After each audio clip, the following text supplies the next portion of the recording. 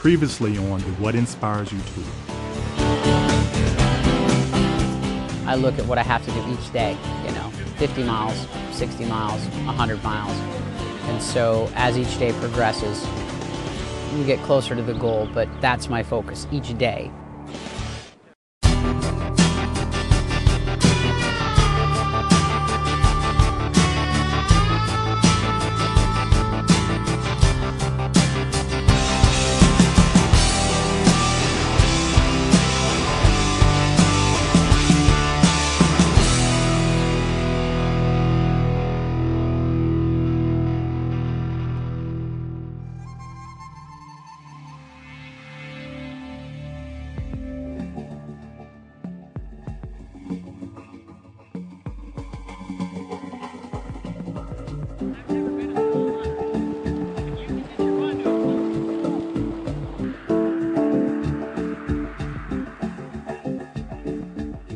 Past few days have just been horrific. I've really struggled, dizzy, knees kind of go buckling a little bit, just severely dehydrated, really struggling with the ride. Started early, avoiding the heat, got sunscreen on, can't ask for a more beautiful day. So about 40 miles outside of Phoenix. We're making great time today, and this is really what it's about. Beautiful weather, great friends, the sun's coming up. Doesn't get any better than this. I want people to educate themselves further.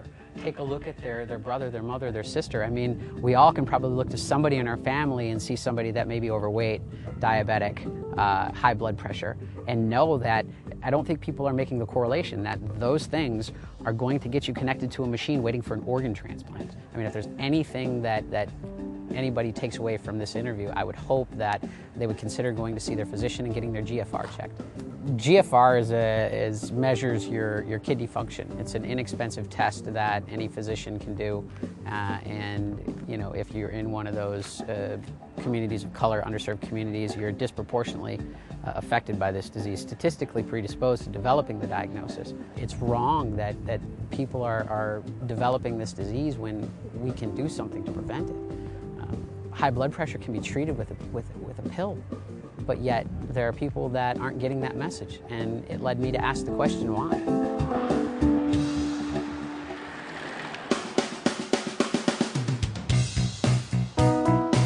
Yeah, exactly. Here I am in lovely downtown Phoenix, my day off. Fox 10, Phoenix, doing an interview talking about health disparities information on our way to the Salt River Pima Indian Community event.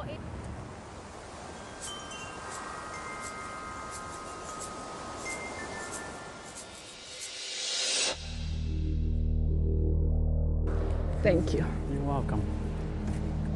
Thank you. Good morning. I'm glad the AC is on. I believe that we're a community. Kidney disease brings us together, and it's our emotions and experiences that make us a community. And I think that by getting together and by talking about the emotions and experiences that we have regarding this disease, it'll help us to grow. It'll help us to get to a point where we move from frustration to acceptance. I believe an individual inspired can accomplish anything, and that we have the ability to inspire others by doing what inspires us. And so the question I'm going to ask all of you today is, what inspires you? I think that we have a responsibility to give back to our prospective communities, and that's what's really driving me to take my bike and ride all the way to Washington, D.C. Life is like cycling in a way. There's always the next mountain that you'll need to climb. And once you get to the top of one, you take a deep breath and you look back at where you came from, and you're happy that you've achieved that success. We all have potential. No matter what your age, no matter what your ethnicity, whatever it is that you want to accomplish can be done. Physical fitness can counteract the effects of dialysis. And I'm a huge advocate for incorporating physical fitness into your daily life. And I don't mean go out and do a triathlon or a marathon, or if that's what you want to do, I will support you.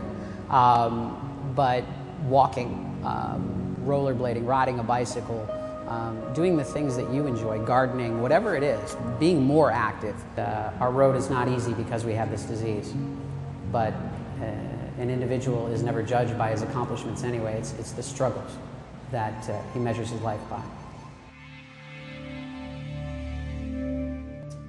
I think, though, that we have the best and the brightest in this country. I think any problem can be solved. I just think we have to put enough mental effort into it.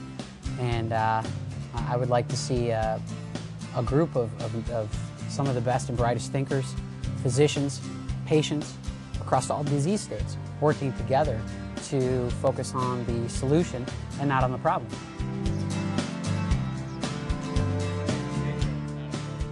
With this flood of people that are coming down the pipe, 21 million people walking around undiagnosed, another 27 million in CKD,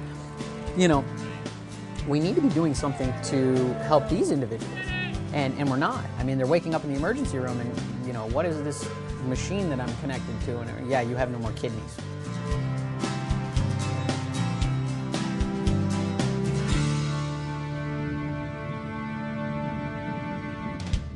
Next time on the What Inspires You Tour. Week 2, I've got 8,000 feet of climbing. We're going through Globe, Arizona, Safford, on our way to Deming. Ultimately, I think El Paso. We're going to get a break in El Paso for a couple of days, visit some communities, community events, do some clinic visits, talk with some patients. On our way to Dallas, and ultimately I think Austin is going to be the halfway point.